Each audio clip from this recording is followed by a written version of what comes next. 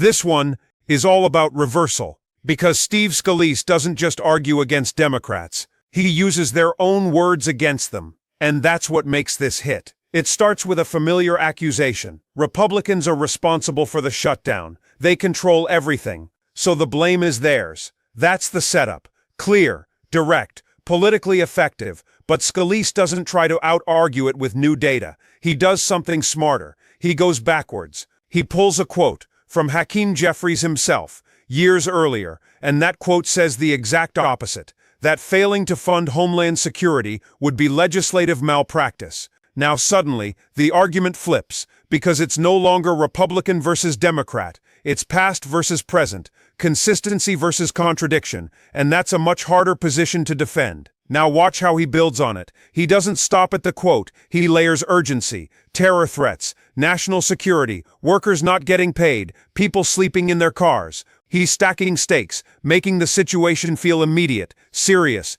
dangerous, because once you frame it that way, the shutdown isn't just political anymore, it's risky, and that raises the pressure. Now zoom out. What's really happening here? Two competing narratives. Jeffries' side, this shutdown is caused by those in power. They chose this. They could end it. Scalise's side, this shutdown is being prolonged for leverage, despite solutions being available, despite prior agreement on principles. And both narratives rely on the same thing, responsibility. Who owns the outcome? Who could have stopped it? Who chose not to? That's the battlefield.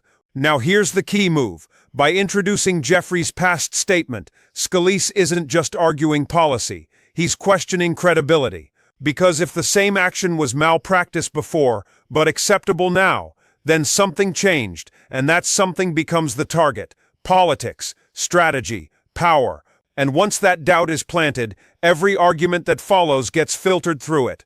Now add the emotional layer. Federal workers unpaid, security concerns rising, public safety at risk. Those details aren't random. They're there to anchor the argument in real consequences. Because, just like in every other clip, the moment you move from theory to impact, the stakes feel higher, and that's why this lands. It's not just disagreement, it's contradiction under pressure. And in politics, nothing hits harder than being shown saying one thing and doing another.